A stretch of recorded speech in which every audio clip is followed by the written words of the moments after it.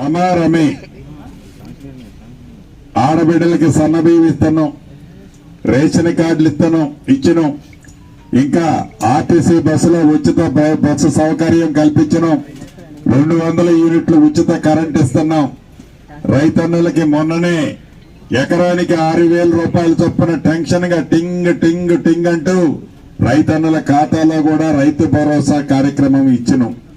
రైతన్నులందరికీ ఈ వేదిక మీద నుంచి ఒకటే అభ్యర్థిస్తున్నాను.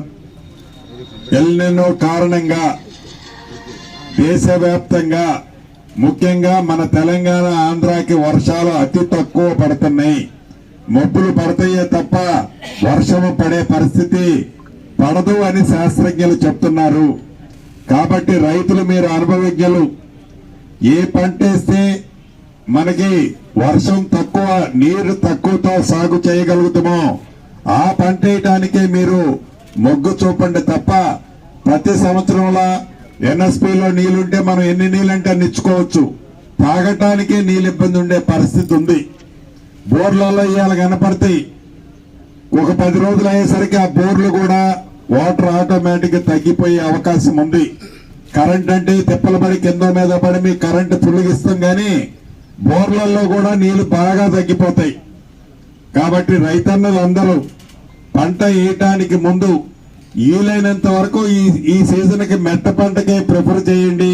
అది ఏ పంట మీ భూముల్లో పండుద్దో నేను చెప్పిన దానికంటే, శాస్త్రజ్ఞులు చెప్పిన దానికంటే, వ్యవసాయ శాఖ వారు చెప్పిన దానికంటే అనుభవజ్ఞులు మీరే.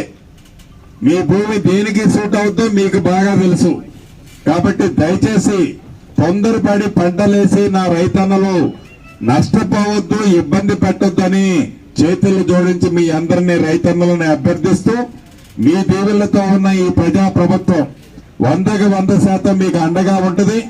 కొంతమంది ఆడబిడ్డలు 2వ విడత ఇందిరమ్మ ఇళ్లు అడుగుతున్నారు, ఆల్రెడీ వచ్చినాయి. రాబోయే 3-4 రోజుల్లోనే ఏ గ్రామానికి ఎన్ననేది ఫైనల్ చేస్తారు. పేదవాళ్లలో బహుపేదవాళ్ళ ముందు పూరు గుడిసెలు కట్టుకోండి, తర్వాత మిగతాది రేకులు ఇతరత్రా కట్టుకోండి. పేదవాళ్లలో బహుపేదవాళ్ళ ముందు కట్టుకోండి.